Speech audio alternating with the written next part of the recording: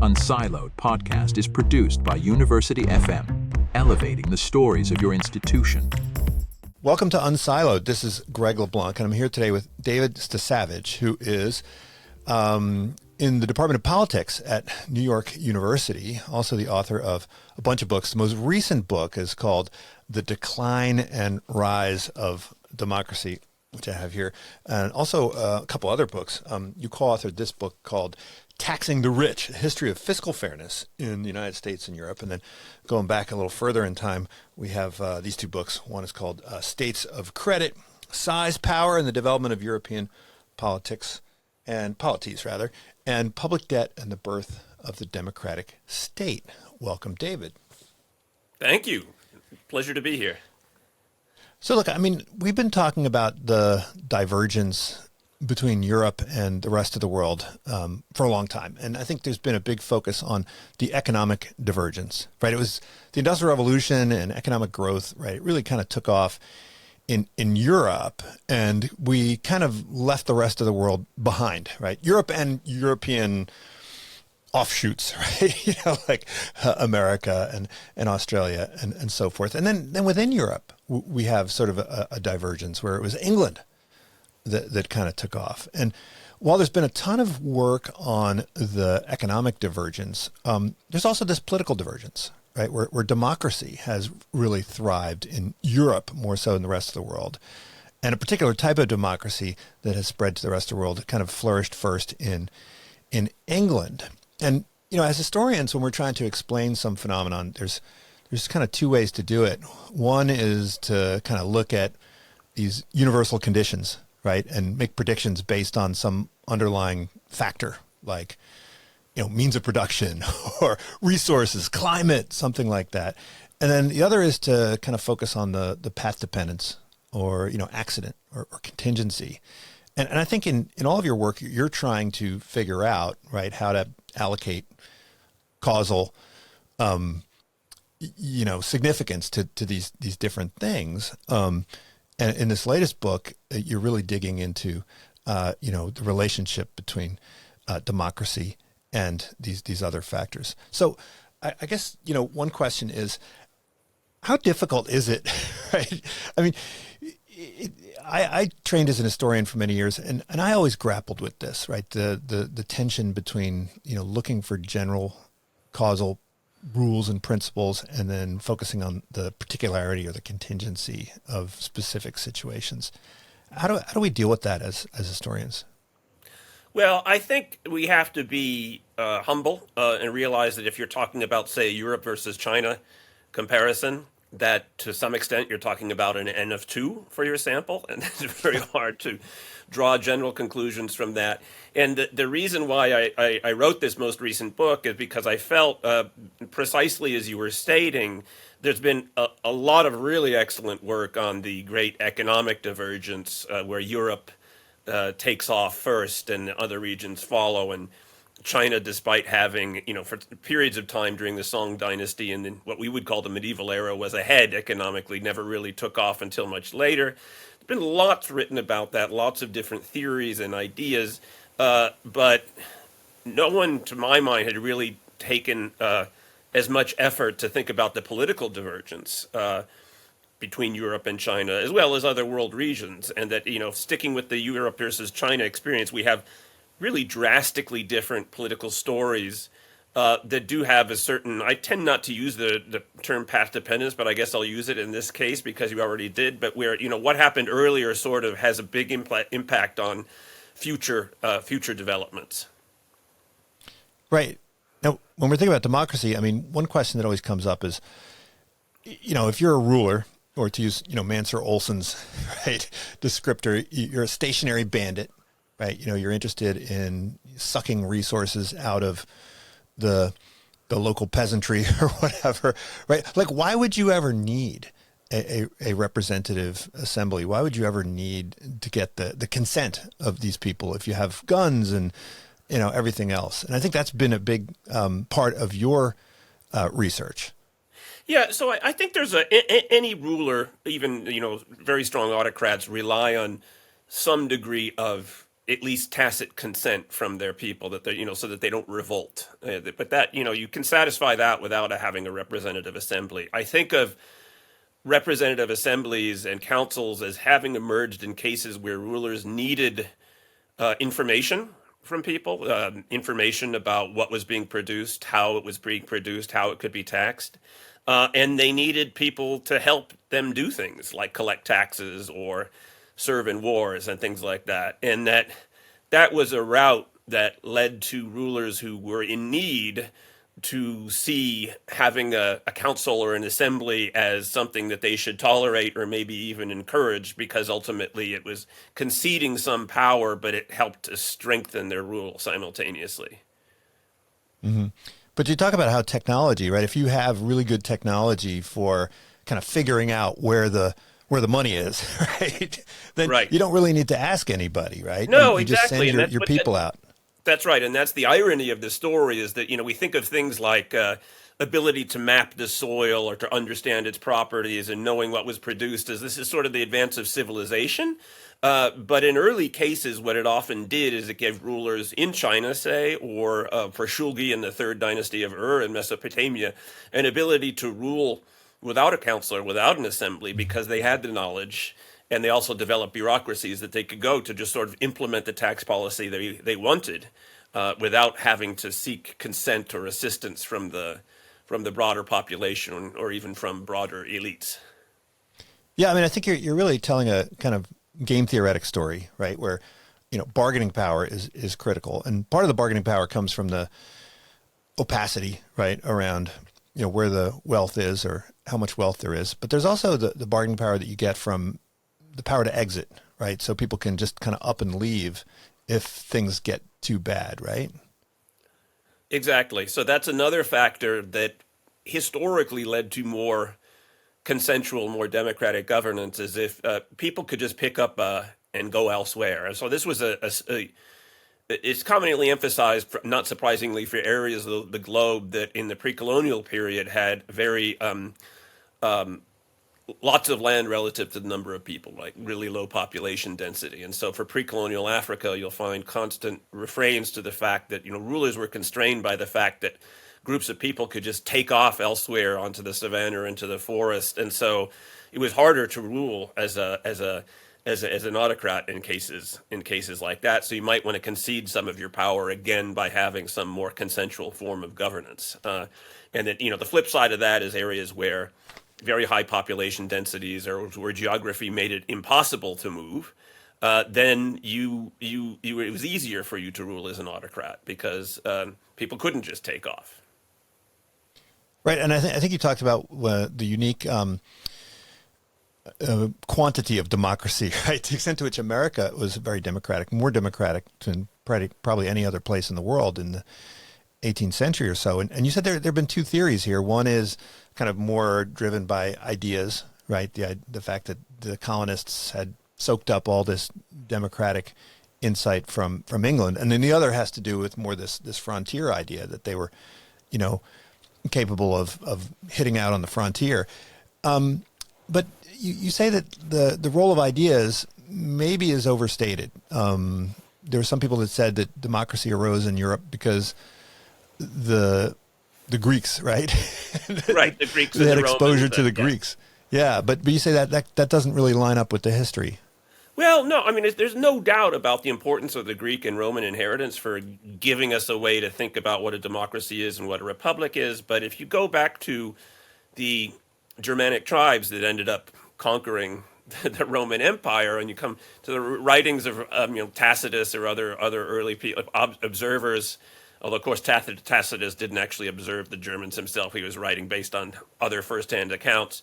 There's reference to the fact that they had this, they'd get the warriors together, and someone would make a proposal, and if they agreed with the proposal, they would clash their spears, and if not, everybody would just sort of murmur quietly in disapproval. And so there's a consensual form of governance that emerged. These people had not read Aristotle, obviously, right? And it emerged on its own without, they had the idea for it somehow, but the idea evolved independently. So it's not only once it's not like they settled down read some Roman, literature, and then said, "Oh, we could govern ourselves this way." So that I think it's important. And if you want me to go on to the American case, it's important for understanding the American case, because I think that a lot of what resulted in the early U.S. being more democratic than, say, England at the time had less to do with the ideas and more to do with sort of practical facts on the ground.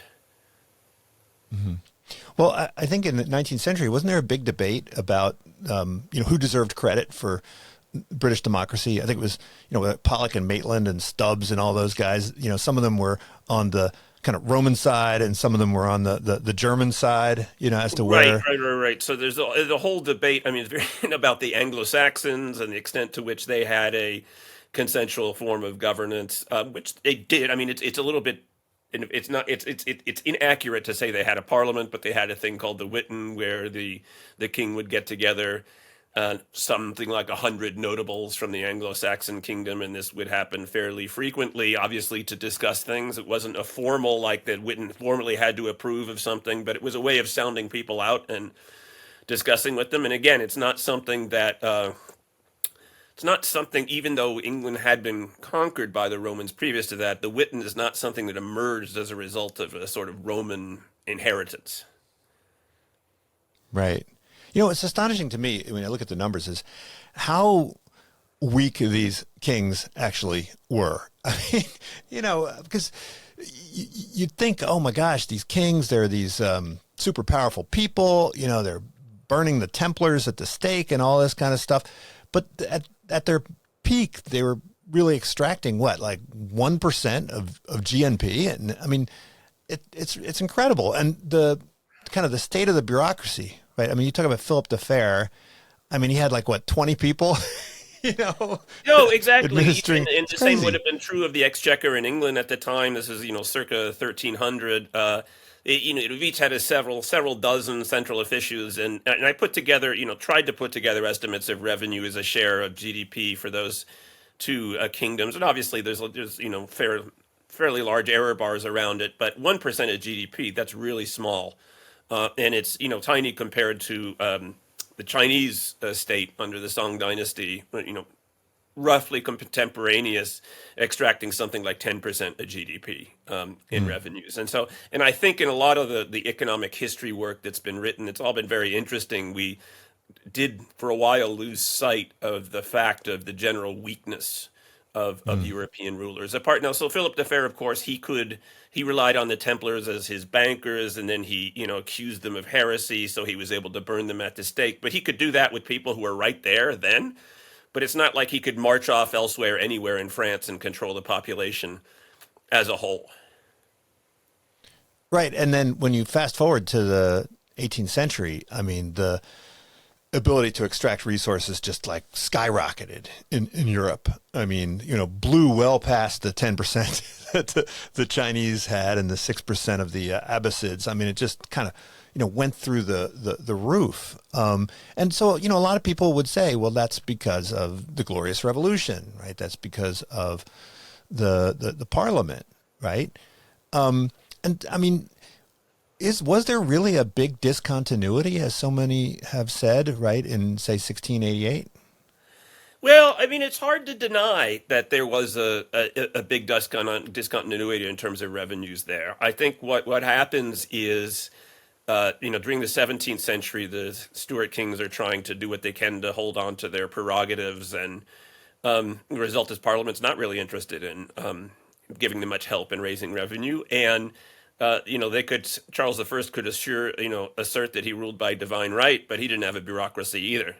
So he couldn't do that much in terms of raising revenue. And what happens after 1688 is there's this bargain of sorts, particularly on the Whig side, which becomes dominant, where initially what they do is they reuse the land tax, which is a tax on agricultural income, but the land tax is assessed by local nobility, as it were, who would often be local people, local elites, who would very often be sitting in the House of Commons, and so that's what leads to an initial revenue takeoff, and then the much bigger takeoff comes as a result of shifting much more of the revenue generating onto customs and excise. And that's really where you see the development of the British state. So they're able to fund these very expensive wars.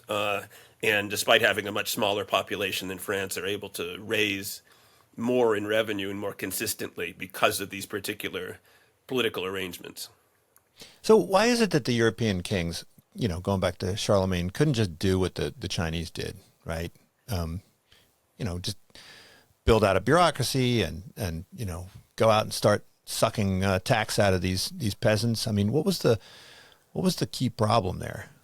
So Charlemagne tried to do this. He tried to do this by establishing the Missi Dominici, who would be going from place to place and sort of like his itinerant counselors. He tried to make it the case that heads of a county would be the head of a county. You would not be in charge of the county that you were born into, and it would not be a hereditary position. But very quickly things go back to being hereditary, and the whole thing just proves to be impossible.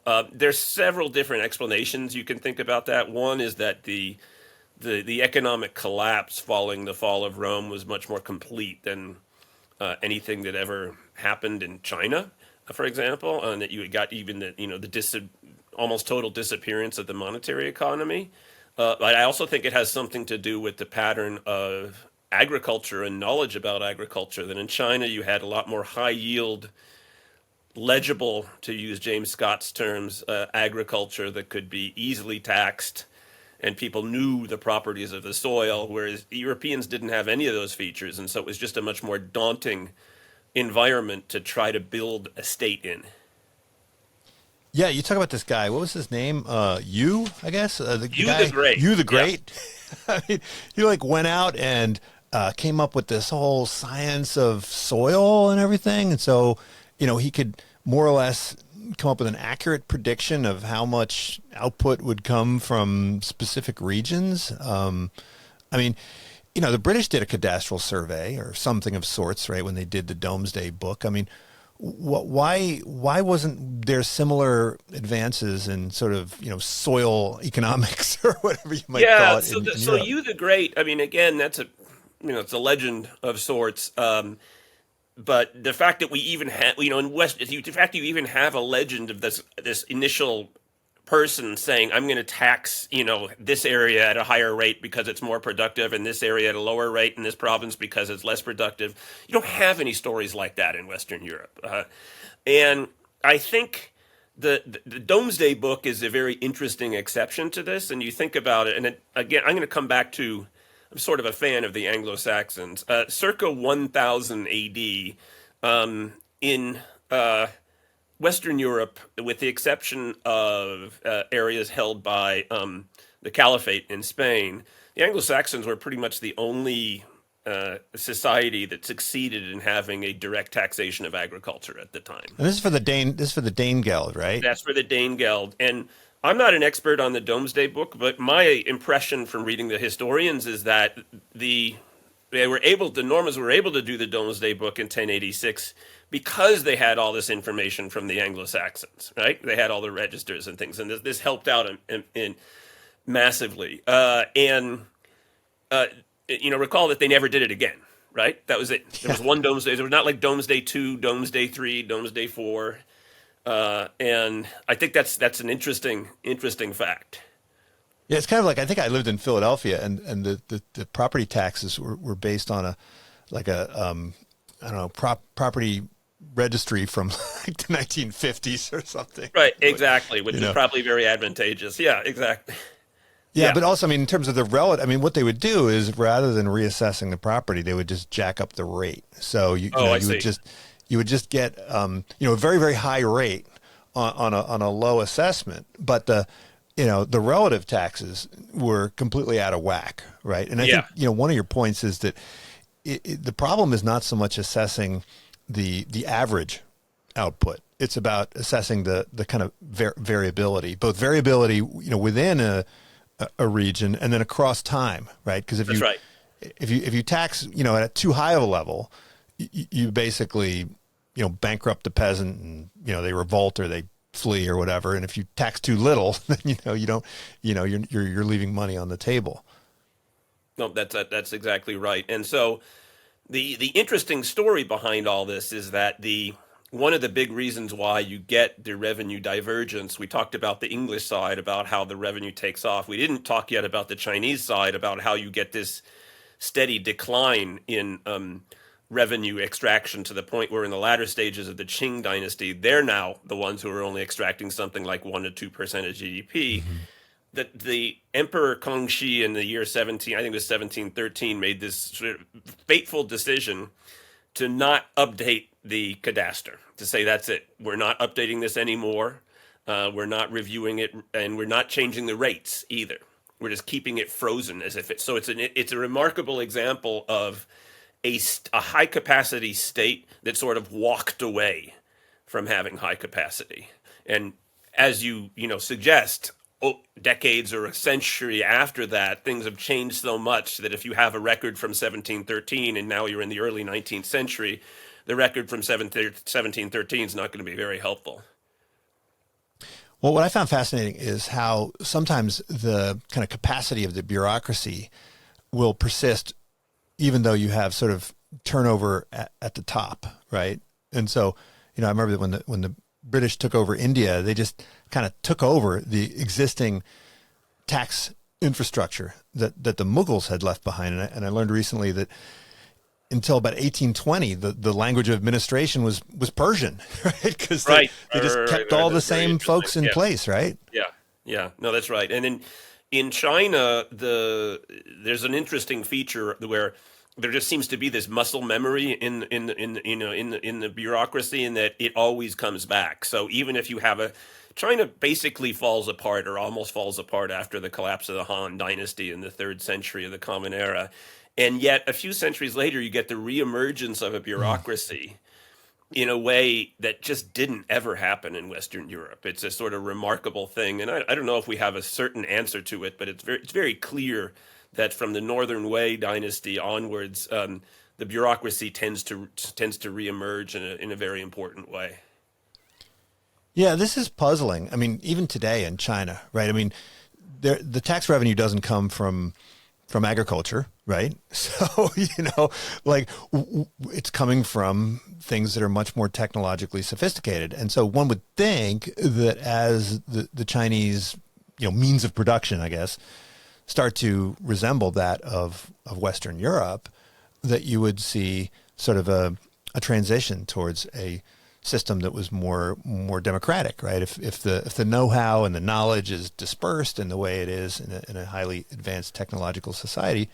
And yet, when we look at the political system of China, and it much more closely resembles the political system of China 1,000 years ago than it does. That's right, and that's right. The political system of England. It's an interesting continuity, and so, again, coming back to the Western Europe versus China comparison, there's an argument that's been made, I think, convincingly, and there's a recent paper by a guy at UCLA named Nico Voigtlander, who's an economic historian, who showed this, that one of the claims is that as economic production got more complicated in some English towns, and you could generalize that to European cities, that this new forms of commerce, that monarchs didn't necessarily know how to tax it. So they were more likely to allow the inhabitants of that town some, representation in parliament in exchange for the idea that you would be, paying some tax. And what's funny about it is that, China also has a commercial revolution of its sorts under the Song dynasty around the medieval era. And what they do is there's a growth of commerce, growth of urban, but the central state just says, okay, we're going to develop a means of taxing this directly rather than giving these people autonomy or an assembly or something like that. So it's almost as if the existing bureaucratic structure was just shifted over to meet that new objective of not just taxing agriculture, but also taxing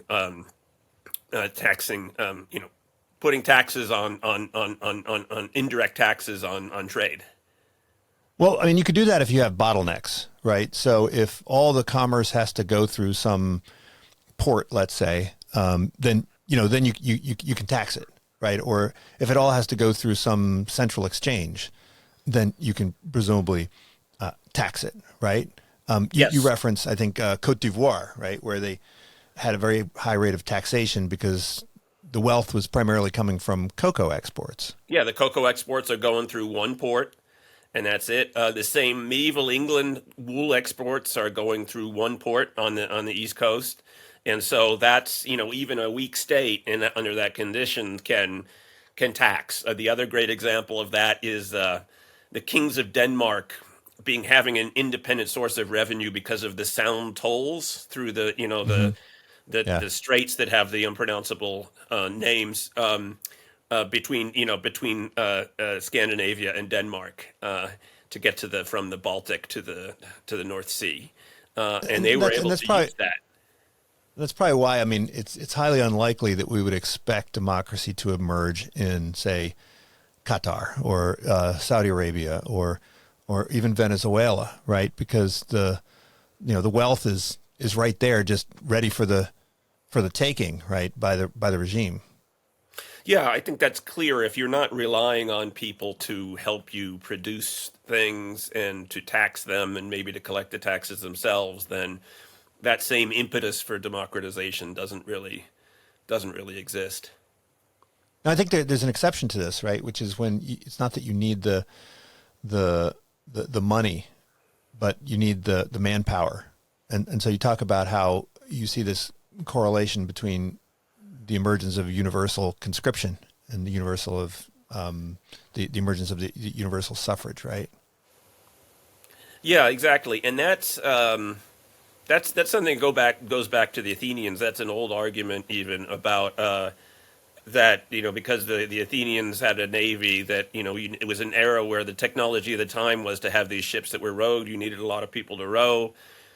You had not that much of a means of forcing these people to row the boats. So what did you do? You gave them political rights in exchange for rowing the boats, and that would come back again and again. And so in the early 20th century, prior to World War I, you get this argument from Sweden called "one man, one gun, one vote" that says exactly what it implies, that if we're going to be expected to fight, we should each have a vote as well and have universal male suffrage.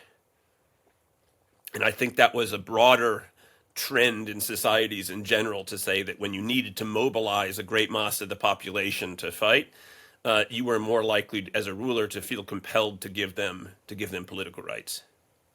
So if Colombia decided to invade Venezuela, right, and they needed, to send a few brigades out, then that might inspire Maduro to maybe consult with his elected parliament. Yeah, as long as it was a real mass mobilization, a significant fraction of the young adult male population. But I think my co-author Ken Shivey and I, in our book "Taxing the Rich," we relied on this. That we made this argument that recent trends in military technology are leading to Yeah. more sort of capital-intensive forms of warfare and less labor-intensive forms of warfare. And one consequence of that is that societies, when there is a war, there's not an expectation that millions of people are going to go out and fight, as would have been the case in World War I, or as was the case with World War II. And one consequence of that is that old mechanism of having, you ask the masses to fight, therefore you give them political rights, isn't as strong in the current environment. Well, now there's exceptions to this. I mean, you point to Prussia, but I mean, in modern times, we could look at Nazi Germany and Soviet Russia, and even today, I mean, we could look at Putin's Russia. I mean, I think it is interesting that Putin has not yet introduced conscription, universal conscription, and presumably is that may be because he would not be able to push that through somehow, right? Yeah, I mean, I'm no expert on Russia or Ukraine, but my impression is that the conscription that has happened has been sort of very targeted at people who are less likely to resist or from areas further away from Moscow, and that he'd have a real problem probably if he started to try to conscript middle class people's children. Yeah. From the Moscow region, right? Now, in Ukraine, it's possible that we might see a longer-term effect that's beneficial for democracy because, of course, because they're smaller, they have been mobilizing a significantly larger fraction of their total adult male population. So it's possible that that would provide an impetus for strengthening democracy going forward. If people say whenever this war ends, hopefully sooner rather than later, that, well, I fought, I ought to have, rights now. Well, I mean, we've gotten pretty far into this without ever defining democracy. I mean, how do we even think about what it is? I mean, when I look at some of these democracy indexes and so forth, I'm a little bit dubious. I mean, if you have a big vote on who's the president, right? You think about some of these African countries where they just have a vote.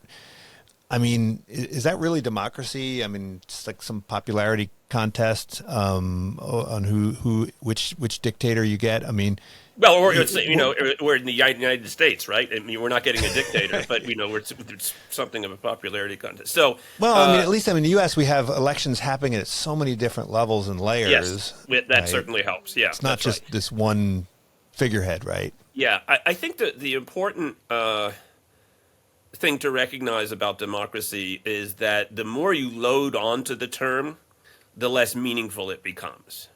And so my colleague Adam Shaworski likes a sort of minimalist definition of democracy. As democracy is a situation where we have competitive elections and incumbents sometimes lose. Mm-hmm. That's pretty clear, right? That's clear. And then it avoids the problem of all these indices where they have, umpteen different factors involved. And we'd like to all agree that, of course, I think having freedom to speech, having an independent judiciary, all these other things are fundamental aspects of a modern democracy. But it's hard to put them all together. And, the more you add on to it, the less meaningful the term becomes. So that's one way to think about modern democracy, is a system where there are competitive elections with universal suffrage and incumbents sometimes lose. The other way, which I think is a broader definition that goes over more societies over more time, is to go back to the original Greek term for democracy, demokratia, which just means that the demos has power, the people have power, the people control things. And that, of course, is an institution-free definition, right? How do we know if the people are controlling things or not, right? Mm-hmm. But it's useful, at least, I think, to have a definition of democracy like that as an objective. And then the questions are, in any given historical period, what institutions are you using to try to attain that objective, that the people rule? But there's a looser definition, which is that, the ruler, the sovereign, the CEO has to consult, right, with figures within the organization, right, or within the state, within the polity, right? They have to actually get buy-in from constituents. So, you could be a unelected monarch, and yet, you still have to negotiate with various stakeholders, right? I mean, is that another way of thinking about democracy? Yeah, I mean, that's what you could have actual power without, electing anybody. When I discuss early democracy in the book, early democracy both in the Greek world but outside the Greek world, and how common a phenomenon it was, you have situations where there were some leaders that were elected, some chiefs even elected, but then you could even have chiefs who were maybe not as simple in inheritance and as ironclad as primogeniture, but, say chief always came from one family or something like that and was not elected. But nonetheless, if they were forced to consult with people because they had no means of getting anything done otherwise, because they needed, approval, consent, and assistance, then that gets you towards a more democratic form of governance, even without an election. And so that's just a different institutional setting to try to attain that goal of having the people rule.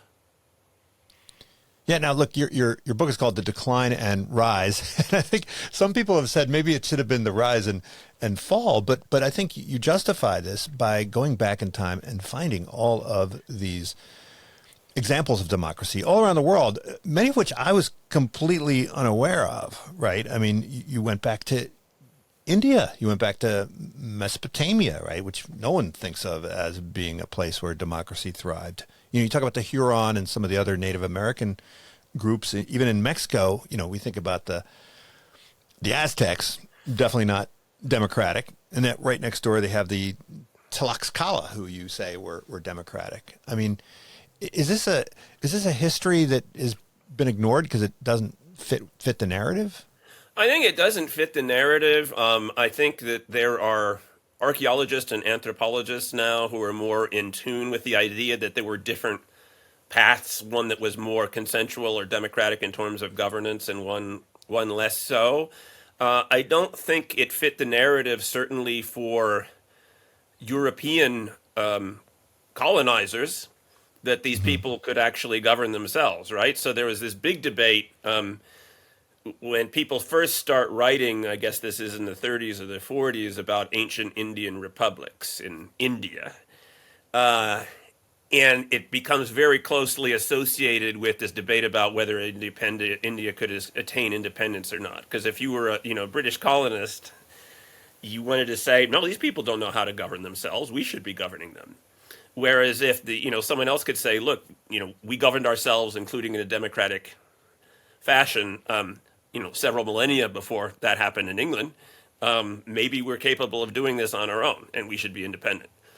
So I think that's another reason why this story of the sort of breadth of early democracy got kind of pushed to the background. I mean, it's been around for a while that people have said this, but I think I'm certainly not the first one, but I think to give it its airing was really important. Now, that simple narrative, China, bureaucracy, England, democracy, that views those two things as substitutes for one another. But you also talk about how they might be complements. And in fact, when you dig deeper into the English history, I think as you've suggested already, one of the unique features is that they did have a fairly sophisticated bureaucracy, right? More so than their neighbors in many ways, right? I mean, the exchequer going back to 12th century, I mean, it was pretty sophisticated in terms of how it operated. And, the shire reeves, I mean, these were people who were, ultimately became, employees, bureaucrats, and so forth. And so to what extent can these two things be complements and not substitutes? Well, that's a way in which I think the English, I mean, and again, I'll harp on the Anglo-Saxons, because the Anglo-Saxons were the real innovators here, in that they had a bureaucracy of sorts for collecting the Danegeld, for collecting taxes, this tax on agricultural production, at the same time that they had a consensual form of governance at the at the local level with the hundred, and then at the level of the shire, and then centrally with the Witan. And so England turns out to be different. Chapter 9 of the book is called Why England Was Different, and different in the sense of having simultaneously pursued this sort of consensual route of governance, while also seeing over time a bureaucracy develop, so that today, when we think of democracy, we don't think in a modern democracy that, bureaucracy is, I mean, apart from someone that wants to say is, oh my God, we have to abolish the IRS because otherwise we'll be in a dictatorship, that we don't think of these two things as being opposites. We think, of course, we need a bureaucracy to run things, because who else is going to do this on a daily basis in such a large republic? Right, and then you also talk about how there are these concepts that emerged. One in the Holy Roman Empire, this QOT, right? Doctrine, QOT, and then yeah. this whole idea of plena potestas, right? Which seemed to be the thing that really got these representative bodies to function smoothly. I mean, if reduce the transaction costs of getting deals done.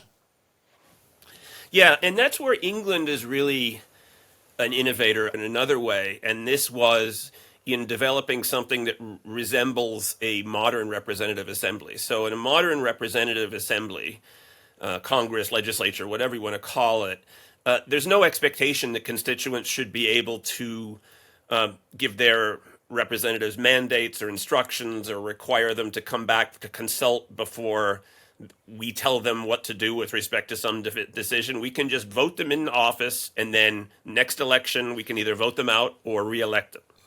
Yeah, there was a great story. There was a great story you told about this one guy.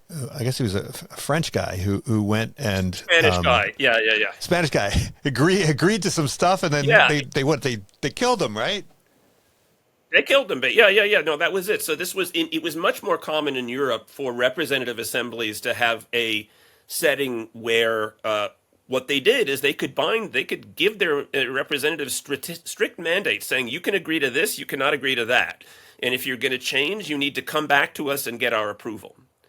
And so even a society as sophisticated as the Dutch Republic, which was, many people have called the world's first modern economy, which I think is a fitting term, had a very old school form of representation. In the Dutch Republic, they had mandates, they had instructions, you had to refer back to your province, provincial people, you had to refer back to the people from the city that sent you. And in England, from the 14th century onwards, and I don't think we know exactly why it happened this way, but it did, their just practice of mandates and instructions and referring back to constituents just falls by the wayside, disappears.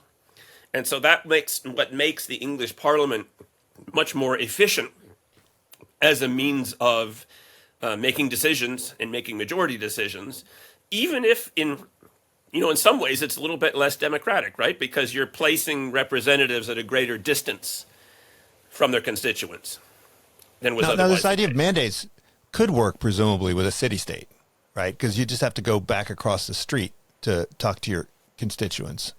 But if presumably you have to travel to Parliament, and then a couple days you have to go back to your shire to consult with your constituents. I mean, this back and forth could essentially take years before you could actually get some kind of agreement, right? So is it really just a question of distance?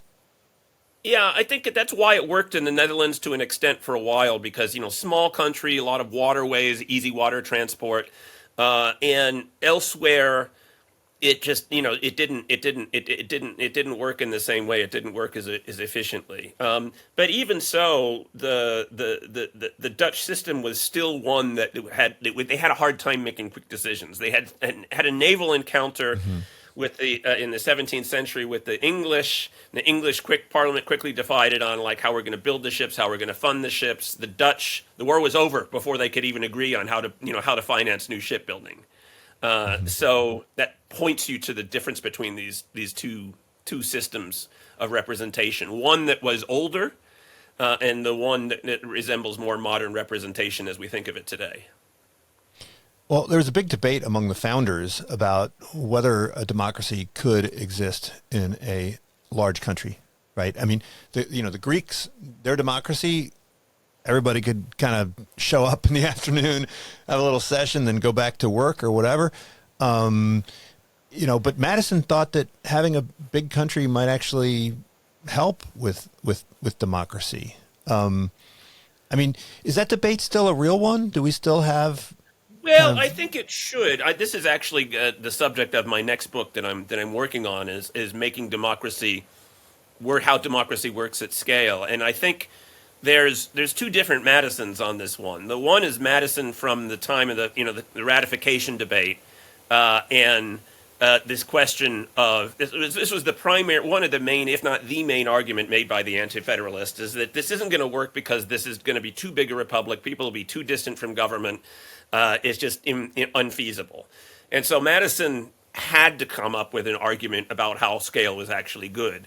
But after the ratification of the Constitution in, I think it was 1791, he comes out with this essay on public opinion, a subject that he had paid scant attention to previously. And he said, actually, okay, scale may be good for some things, but it can also be a hindrance if people feel like they're too distant from government. And so anything that can be done to bring people more into contact and communication with government and with each other could have the effect as if of restricting scale, of limiting scale, as if it were shrinking the size of the republic in a useful way. And so that was something that helped feed into, and he referred to this explicitly, subsidized delivery of newspapers as something which came through the Postal Service Act of 1792, a very banal sounding act that I think was actually very important for getting people access to news about this new republic and about government. Well, distance plays a role in a couple of ways. I mean, one is the distance between the constituents and their elected representatives and the communication back and forth there. But then the other has to do with kind of monitoring, right, what the government does. And I think this is an issue that comes up in your book, States of Credit, where you talk about, why it was the case that these city-states were able to, borrow so effectively, where the larger states just simply couldn't. I mean, these city-states, I mean, they were doing this at a fairly early point in time that allowed them to kind of punch beyond their weight, right? So, Venice and Pisa and Genoa and Florence. I mean, these were kind of really small places, but they were doing a lot of stuff. I mean, fighting the Ottomans. I mean, how do you, as a little tiny city, go head to head with this gigantic empire?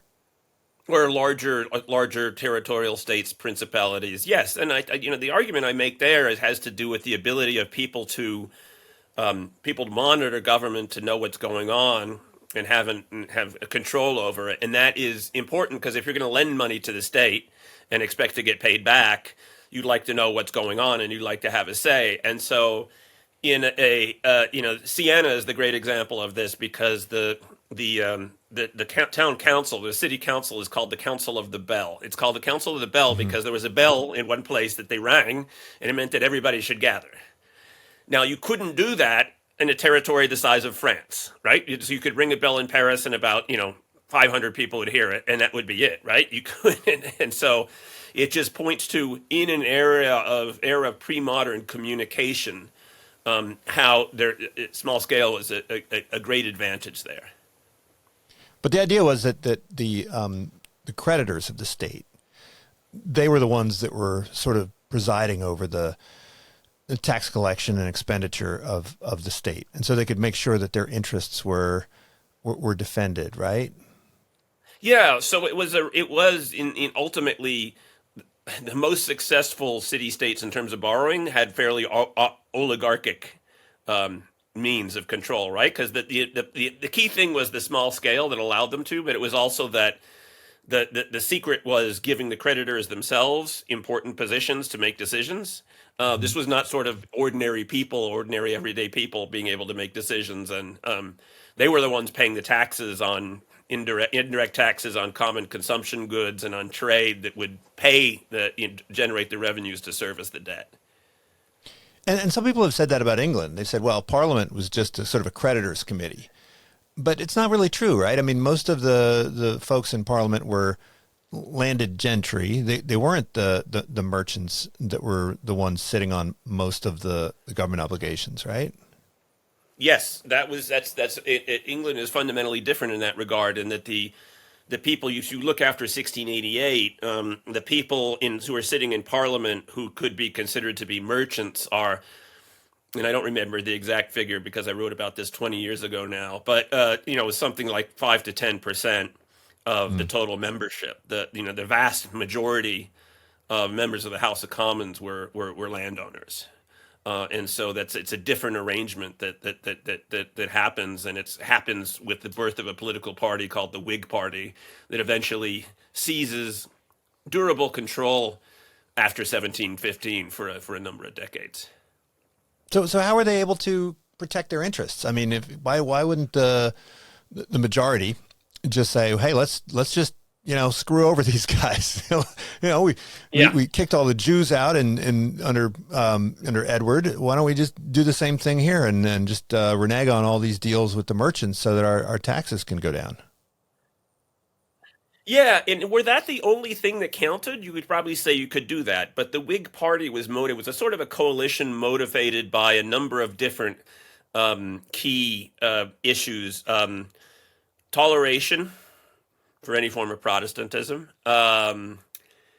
and foreign policy with respect to, attitude with respect to France, ideas about divine right and the monarchy. And so there were a number of issues that sort of bound together the Whig Party such that it was helpful for those landowners and who are Whigs to nonetheless have the support of what was called the moneyed interest in Parliament, because they needed them for votes on other things too. And so that's what, to my mind, that's my argument from my 2003 book. That's what bound together this coalition, where otherwise, yes, you would think that merchants that are in the minority, they should just, if they lent, they're not going to be able to do anything. They'll get, default will happen as a decision by the majority.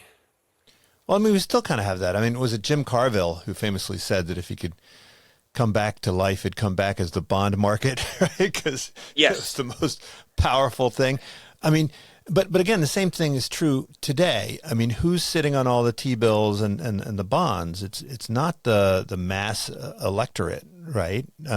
It's a relatively narrow interest group. Yeah, although I think with today's economy now, everybody recognizes that, if you have a default, like say something on US Treasuries, that's going to have obviously massive negative economic consequences. Where you think of England with those first few loans they issued in 1688, if they had been defaulted on, things wouldn't have been great in London, but it's not like there would have been some massive negative economic Hmm. shock. Right. But I mean, if you look at a country like Argentina, I mean, they've fundamentally failed to align the interests of the creditors of the state with the mass electorate. And of the central area of Buenos Aires with the peripheral areas. Yeah. Yeah.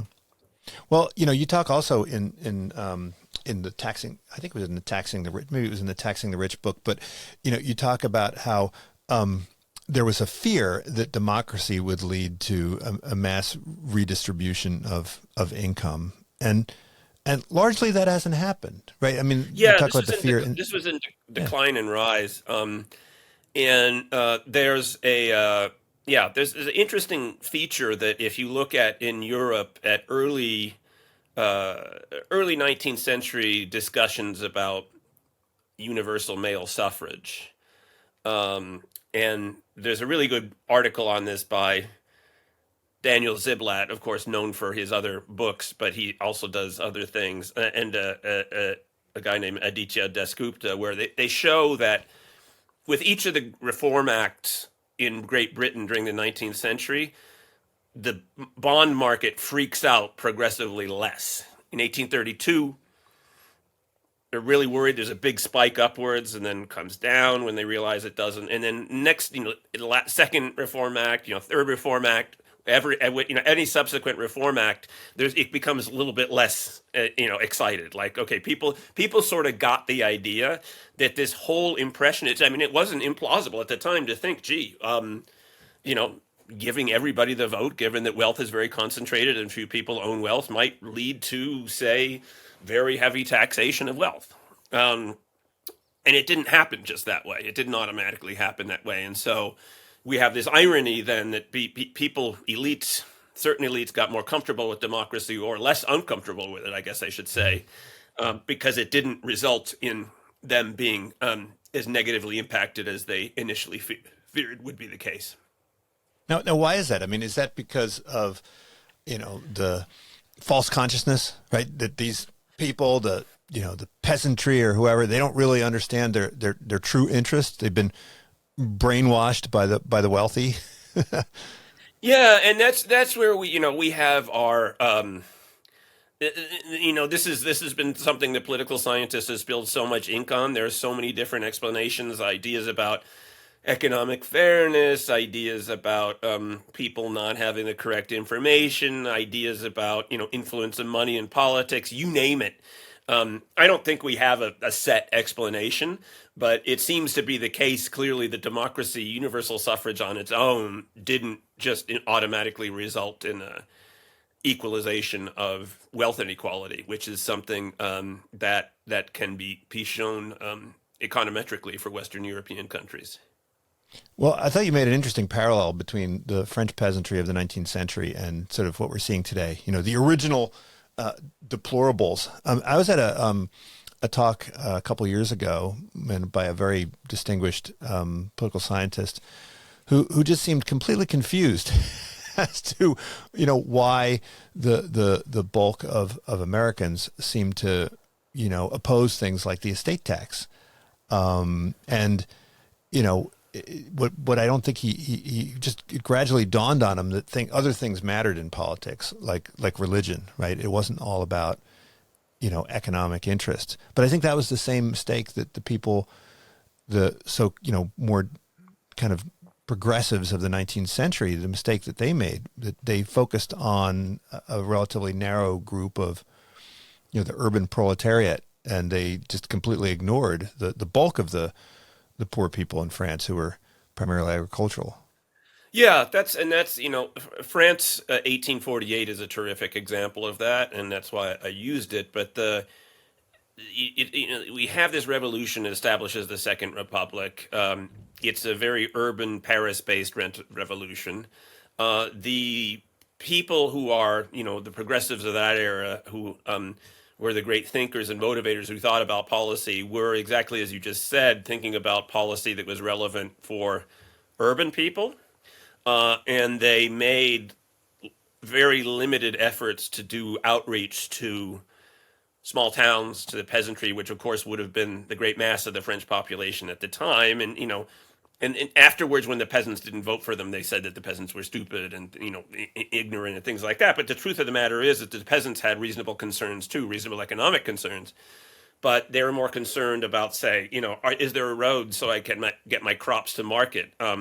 Is there adequate drainage so that my crops aren't my fields aren't flooded? Or think very, very practical sort of agricultural improvement policies that just weren't mentioned at all at the time. And so I do think there's a parallel between that and the urban progressives leading up to the 2016 election, and maybe even afterwards, sometimes ignoring what the fears and needs of rural people are. So, what do you think? Is democracy on the rise or on the decline in today's world? I mean, you show a powerful graphic that seems to indicate just a continual rise in the number of countries that are considered democratic. But I always wonder, I mean, there are a lot of people that are trying to promote democracy. There's a lot of U.S. government agencies and others, a lot of NGOs. But it seems, I mean, I always thought they're kind of missing something, right? They're promoting elections, and they're trying to educate people about how elections work, and they're trying to create some kind of election oversight and so forth. But it seems to me like the more important thing would be to figure out how to strengthen the bargaining power of people vis-a-vis the state, so that the state actually has a reason to talk to them, right? Yeah, and to see that there are local institutions of local democracy that matter, that are anchored, and not just this thing of you're voting for one of two people who's in a capital hundreds of miles away or even 1,000 miles away, who's never really going to have an impact on your life, and you're not going to have an impact on their life. So I think it's a very, very tricky thing to think about what can be done. I mean, I think elections are obviously a very key thing. That is the system we have now, and we should do what we can to promote the idea of free and fair elections. But about is it rising? Is it declining? I think that's a glass half full, glass half empty kind of question, and I tend to be more of a glass half full type person. I think a lot of it relates to what people thought after the fall of the Berlin Wall in 1989, where democracy was on the march very clearly. The number of democratic countries was greatly expanding, and in Eastern Europe and Sub-Saharan Africa, elsewhere. And there's been some subsequent serious retrenchment in some countries, or this term that political science like to use called backsliding. But we're still in a position today, I think, where there's certainly a lot more people living under democracy today than was the case in the early 19th century, right?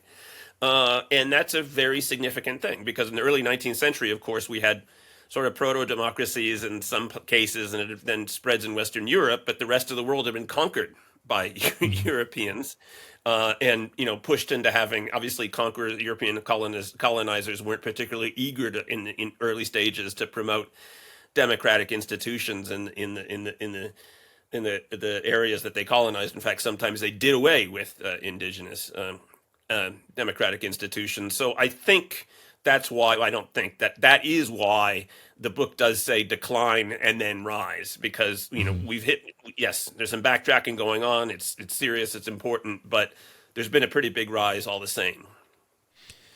Well, you point to some statistics that say that people have less trust in their federal or central government. I mean, certainly here in the U.S., while their trust in more local government seems to remain strong. But it's also kind of puzzling because, most people no longer watch local news. They no longer read the local newspaper. I mean, most of the people I know in Berkeley can't even name the mayor. I talk to people in San Francisco who talk about, oh man, the city is run terribly. And I'm like, well, who are you voting for? And they're like, well, I don't vote. I'm not. Are we seeing kind of the local government being kind of, gutted in some way because of all the social media attention to the federal government and the thing that we don't trust, we're spending all of our time obsessing on? Yeah, well, it's true. This remains the case in surveys that Pew and other organizations put out, showing that there is a lot more trust in state government and more trust in local government than in the federal government. Particularly if you ask the question, saying in Washington, that just gets people, and then it is connected. You refer to the fact like they're no longer reading the local newspaper. In a lot of cases, they're no longer reading the local newspaper because there is no local newspaper anymore. The local press has just been absolutely gutted in the recent 2 decades. In my parents' hometown my hometown of Ithaca, New York, I should say. The newspaper, the Ithaca Journal, used to be 30 years ago, nice, hefty sort of daily thing with actual real news stories from real reporters who were locally based. And now it's just this very thin, it's great that it's still around, but it's a pretty thin piece of paper with, smaller number of pages. And that's well off compared to a lot of towns where any local press has just disappeared entirely. And so you've got to ask the question of what happens going forward in terms of people knowing about how are people going to get information about local politics. Maybe they'll start distrusting local politics as much as they distrust national politics. Mm-hmm. Yeah, and it's not clear what you could do about that.